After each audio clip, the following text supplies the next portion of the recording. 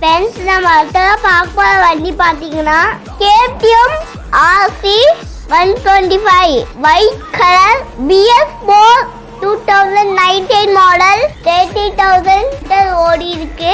Single owner குவான்டூர் வண்டி நல்ல கண்டிஷன்ல இருக்கு.